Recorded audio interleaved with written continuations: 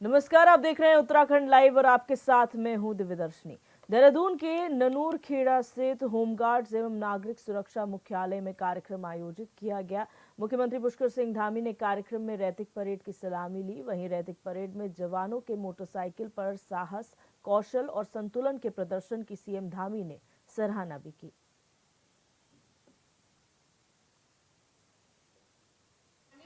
मुख्यमंत्री जी से अनुरोध है कि विभागीय कैलेंडर 2025 का विमोचन करने का कष्ट करेंगे।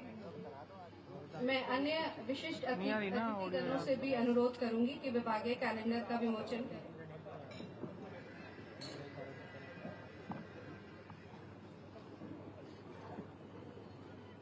विभागीय कैलेंडर 2025 के संबंध में जारी किया गया है, जिसमें उत्तराखंड राज्य के पर्यटकों स्थल को दर्शाया गया है।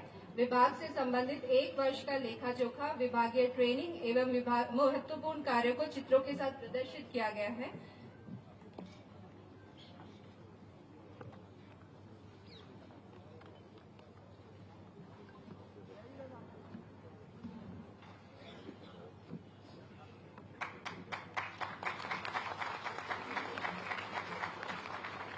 धन्यवाद महोदय।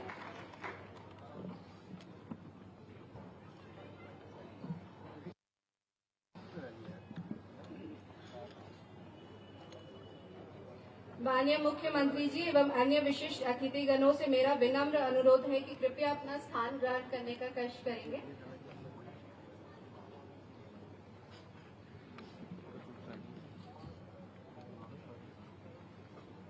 अब माननीय मुख्यमंत्री जी से अनुरोध है कि वह अपने आशीर्वाद वचनों से हम सभी को अभिसिंचित करने का कष्ट करें।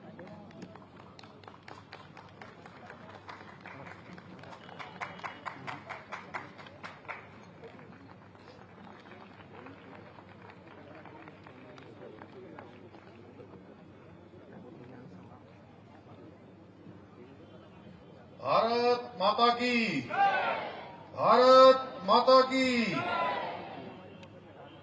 होमगार्ड स्थापना दिवस के उपलक्ष्य में आयोजित इस बहुत ही भव्य परेड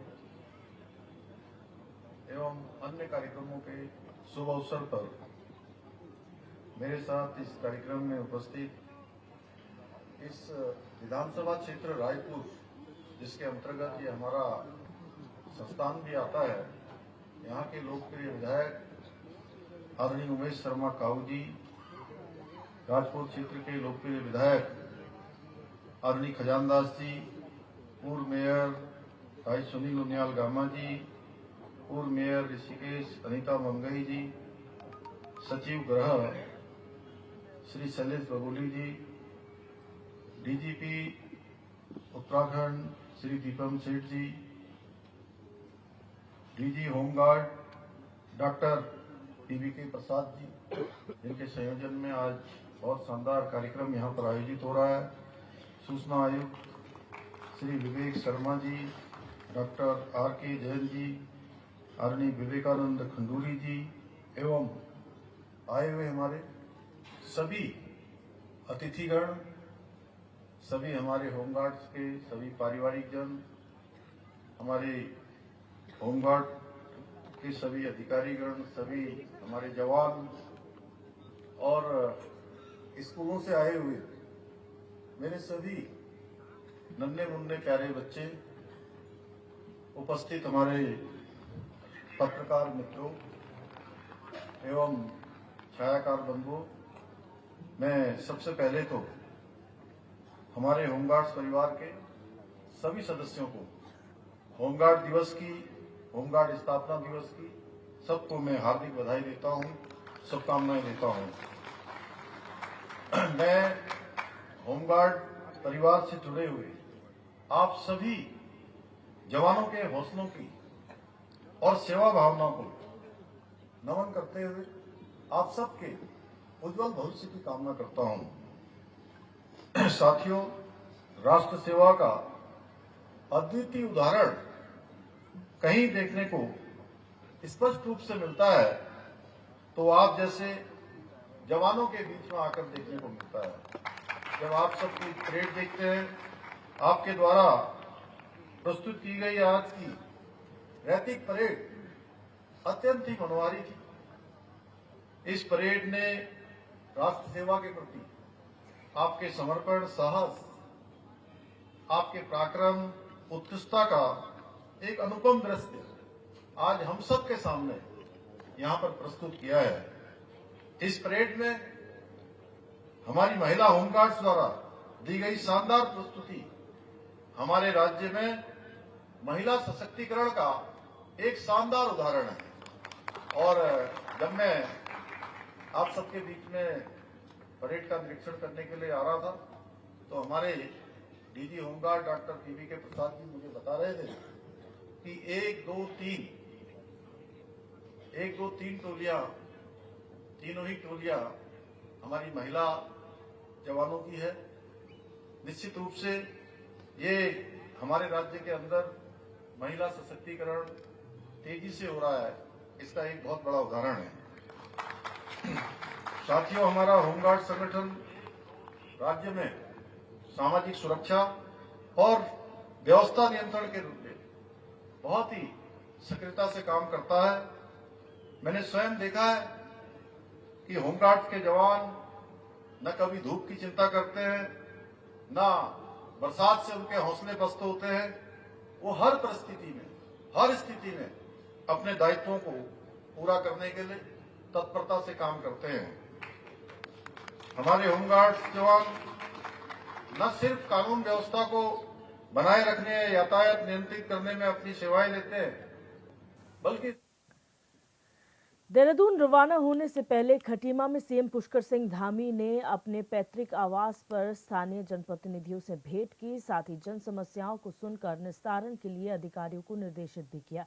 इस दौरान मुख्यमंत्री ने पार्टी कार्यकर्ताओं से भी मुलाकात की।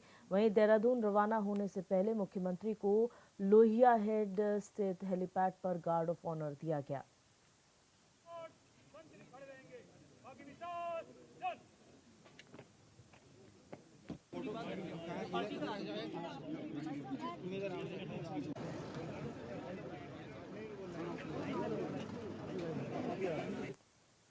थराली के देवाल विकास खंड के सवाड़ गांव में 17वें अमर शहीद मेले का शुभारंभ किया गया। इस अवसर पर बीजेपी सांसद अनिल बलूनी ने सैन्य स्मृति स्थल पहुंचकर अमर शहीदों को श्रद्धांजलि अर्पित की और दीप प्रज्वलित कर अमर शहीद मेले का शुभारंभ किया।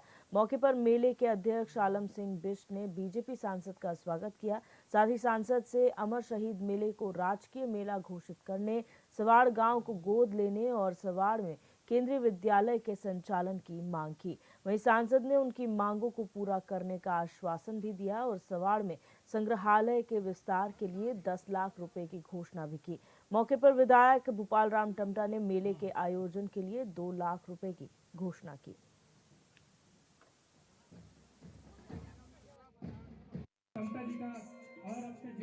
इस मेले को आज 17वां मेला है। आज 17 साल से इस मेले को चला रहे हैं और केवल अपने संसाधन से ही इस मेले को चलाते हैं। कभी कभार विधायक लोग दे देते हैं, 1-8 लाख रुपए दे देते हैं, लेकिन इस मेले का जो खर्चा आता है करीब 7-8 लाख की फेर आता है। लेकिन हम गांव वाले अपने संसाधन से ही ये खर्चा को जोड़ते हैं और इसी खर्चे में काम करते हैं। और इस गाँव वालों ने इस गाँव का जो श्रेणी इतिहास है कि प्रथम विश्व युद्ध में इस गाँव के 22 आदमी थे, द्वितीय विश्व युद्ध में इस गांव के 38 आदमी थे और पेशावर कांड में इस गांव के 14 आदमी थे।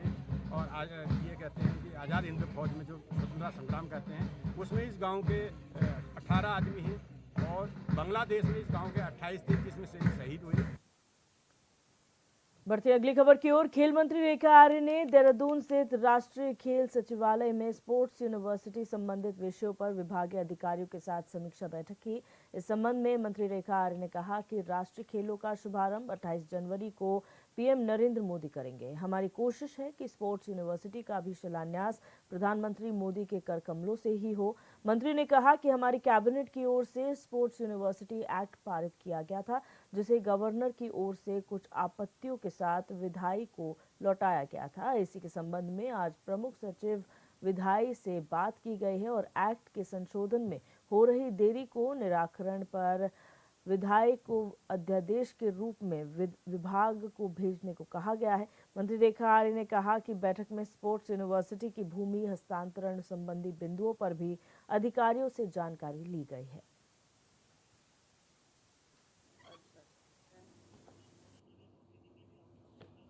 अट्ठाईस जनवरी 2025 से राष्ट्रीय खेलों का शुभारंभ होने जा रहा है।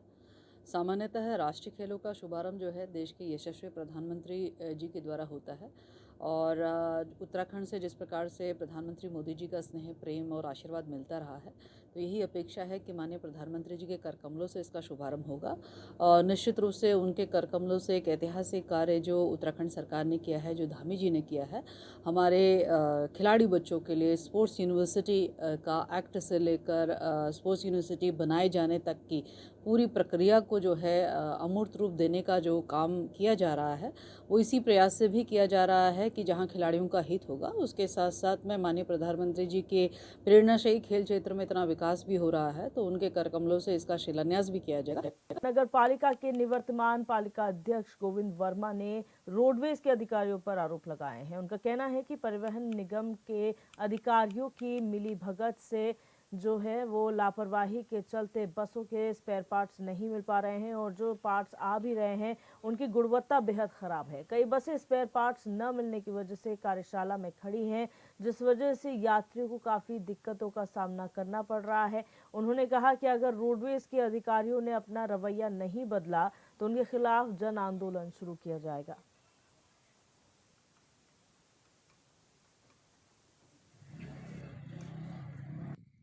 समय पर परिवहन विभाग अन्य विभागों को और परिवहन विभाग को नई बसें दी गई हैं और इसके साथ ही अन्य पार्ट्स और टैक्स की कोई कमी नहीं है। इसके बावजूद भी जो परिवहन विभाग के अधिकारी हैं, आरएम और एआरएम, इनकी लापरवाही को देखते हुए जो हमारे यात्री हैं इनकी जान के साथ खिलवाड़ कर रहे हैं और गाड़ियाँ रोडवेज बस अड्डे से बाहर निकलते ही खराब हो जा रही हैं। कोई 1 किलोमीटर में, कोई 10 किलोमीटर में, कोई 25 किलोमीटर के अंदर बहुत सारी शिकायत आ रही है कि हम तक गाड़ियाँ खराब दे रही हैं। और वहाँ मालूम किया गया तो वर्कशॉप में और ये सुनने में आ रहा है कि जो इनके पार्ट्स आ रहे हैं, पार्ट्स अच्छी क्वालिटी के नहीं आ रहे हैं।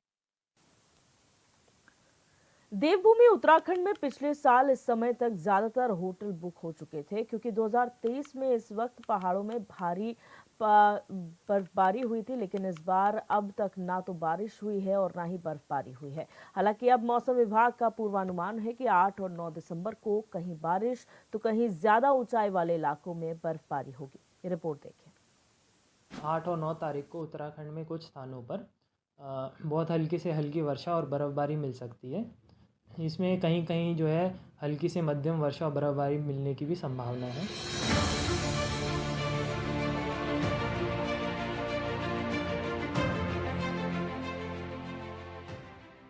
उत्तराखंड में 8 और 9 दिसंबर को प्रदेश भर में हल्की बारिश और 2500 मीटर से ऊंचाई वाले इलाकों में बर्फबारी की संभावना है। अक्टूबर-नवंबर में बारिश नहीं होने के कारण तापमान सामान्य से ऊपर चल रहा है।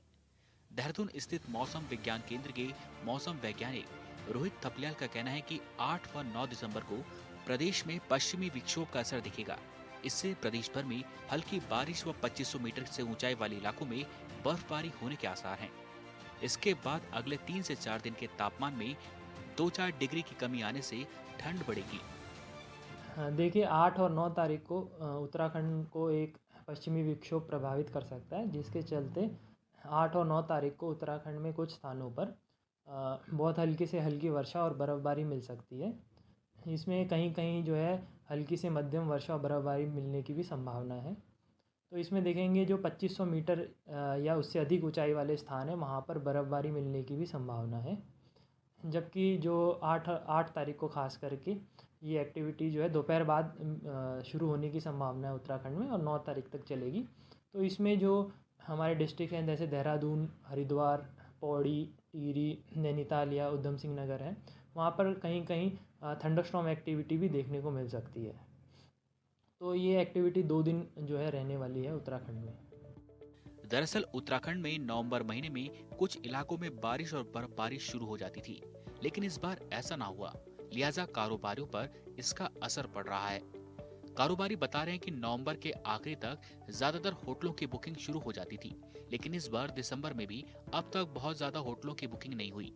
लोग आते हैं और मौसम का हाल जानकर चले जाते हैं, लेकिन अब मौसम विभाग ने बारिश और बर्फबारी की बात कही है, लिहाजा अगर ऐसा होता है तो पर्यटकों की काफी तेजी से संख्या बढ़ेगी। मौजूदा वक्त में पहाड़ों की रानी मसूरी में पर्यटकों की संख्या में धीरे धीरे इजाफा हो रहा है। देखिए, मौसम की बात करें अगर हम तो मसूरी वैसे देहरादून से ज़्यादा दूर है नहीं, लेकिन अगर मौसम की बात करें तो देहरादून और मसूरी के मौसम में काफ़ी फ़र्क हो जाता है। मसूरी में यहाँ मतलब देहरादून के मुकाबले काफ़ी थोड़ा यहाँ ज़्यादा ठंडा है और काफ़ी मतलब अच्छा मौसम है यहाँ का।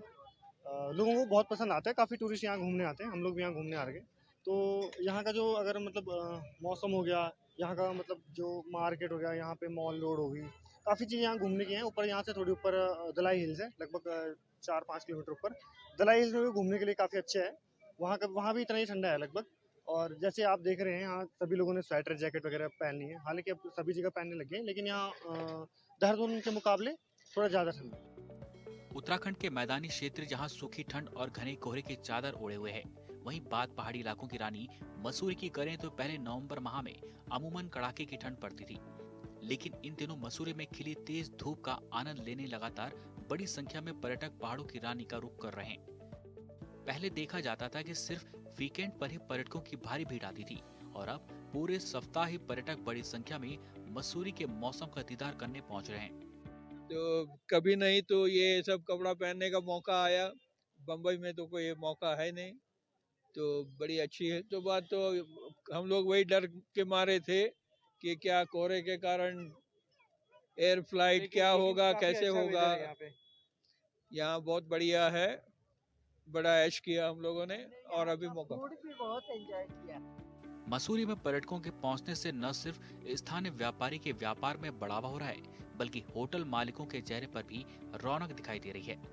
मसूरी पहुंचे पर्यटकों ने कहा कि इस समय मसूरी का मौसम बेहद खुशगवार है और वे लोग इस मौसम का भरपूर आनंद ले रहे हैं। मैं ऑस्ट्रेलिया में रहता हूँ और यहाँ पे छुट्टियों पे आए हैं बच्चों के साथ और बहुत बढ़िया। हम लोगों ने इस मसूरी का प्लान हम लोगों ने पिछले 6 महीने से हम लोगों ने प्लान की थी ये विजिट की और वी आर सो लकी कि यहाँ पे बहुत अच्छा क्लाइमेट है। आज धूप खिली हुई है, कोहरा नहीं है, तो काफ़ी अच्छा व्यू भी है और लोगों को मैं बता सकता हूँ कि ये one of the best place कि आप यहाँ पे आ सकते हो, यहाँ पे विजिट करना चाहिए। It's beautiful place. किसी को अच्छा बर्फ़ ठंड अच्छी लगती है, जैसे कि हम लोग बम्बई से है ओरिजिनली, तो हमें तो डेफिनेटली ठंड वहाँ पे मिलती ही नहीं। तो यहाँ का एक्सपीरियंस बहुत बढ़िया है और मैं चाहता हूँ कि ज़्यादा से ज़्यादा टूरिस्ट यहाँ पे आए। फूड भी अच्छा है, कल्चर अच्छा है, लोग अच्छे हैं यहाँ के और फैसिलिटी भी अच्छी है काफ़ी।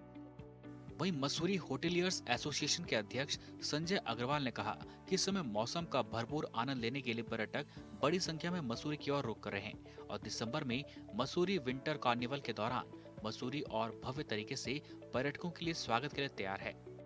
जी हाँ, एनसीआर में जो AQI 400 से 500 चल रही है, उसके फलस्वरूप फुटफॉल थोड़ा सा बढ़ा है। वीकेंड्स पे अच्छा ऑक्यूपेंसी आ रही है ऑफ सीजन के हिसाब से। वीकडेज में थोड़ी सी कम है, परंतु गत वर्षों के कंपेयर किया जाए तो नवंबर का माह जो है थोड़ा सा बेहतर रहा है और हम जो है coming new year weekend, Christmas weekend पे उम्मीद अच्छी लगा रहे हैं कि काफ़ी पर्यटक आएगा। हालांकि अभी बुकिंग्स की गणना जो है काफ़ी कम है, परंतु आते आते अच्छी बुकिंग्स हमको मिलने की संभावना है। फुटफॉल अच्छा रहेगा, पर्यटक अच्छा शहर में आएगा। मसूरी व्यापार मंडल के महामंत्री जगदीप कुकरेजा ने भी पर्यटकों की आमद पर खुशी जताते हुए कहा कि पर्यटकों के आने से आज मसूरी के हर छोटे बड़े व्यापारी के व्यापार में इजाफा हो रहा है। कहना ठीक है। आजकल देखा जा रहा है कि अमूमन मसूरी में सर्दियों में यहाँ पे जो है पर्यटकों का आना बहुत कम होता था, लेकिन जिस तरह से दिल्ली NCR में घने कोहरे और पोल्यूशन की वजह से मुझे ऐसा लग रहा है कि इस बार सर्दियों में भी यहाँ पे पर्यटकों का लगातार आगमन हो रहा है। तो इससे पर्यटक व्यवसायी भी खुश हैं और इसको कम से कम ये है कि 50% ऑक्यूपेंसी है तो ये एक शुभ संकेत है मसूरी के लिए और अच्छा है। हम तो पर्यटकों से आपके माध्यम से निवेदन करेंगे कि ज़्यादा से ज़्यादा पर्यटक यहाँ आएँ, यहाँ के सुहाने मौसम का आनंद लें और पोल्यूशन फ्री यहाँ पे आपको एनवायरनमेंट मिलेगा। बहुत बढ़िया मसूरी आपके स्वागत के लिए तैयार है और जितने ज़्यादा पर्यटक यहाँ आए तो उसमें बहुत खुशी की बात है। और साथ ही साथ में समस्त पर्यटक जो मसूरी में नव वर्ष मनाना चाहते हैं उनको भी कहूँगा वो मसूरी आएँ। मसूरी नव वर्ष के लिए बिल्कुल तैयार है। जिस तरह से आपको पता है कि मसूरी में विंटर लाइन कार्निवल का फेस्टिवल मनाया जाता है और वो बड़ी धूमधाम से इस साल भी मनाया जाएगा। पर्यटकों के अंदर उत्साह देखा जा रहा है और अभी से न्यू ईयर की काफ़ी बुकिंग आने लग गई हैं। सभी लोगों का हम स्वागत करते हैं। उत्तराखंड में न्यू ईयर पर लाखों लोग दूसरे प्रदेशों से आते हैं और यहाँ की वादियों में समय गुजारते हैं। मौसम विभाग का अनुमान अगर सटीक बैठता है तो फिर इसमें कोई शक नहीं कि उत्तराखंड आने वाले पर्यटकों की संख्या काफी तेजी से बढ़ेगी। पिछले वर्ष मसूरी से लेकर औली तक न्यू ईयर से पहले बुक हो चुके थे और इस बार ऐसी ही उम्मीद है।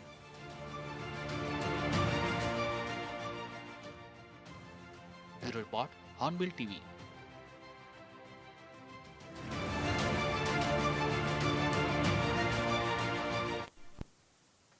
और उत्तराखंड लाइव में मेरे साथ बस इतना ही। आप देखते रहिए हॉर्नबिल टीवी। नमस्कार।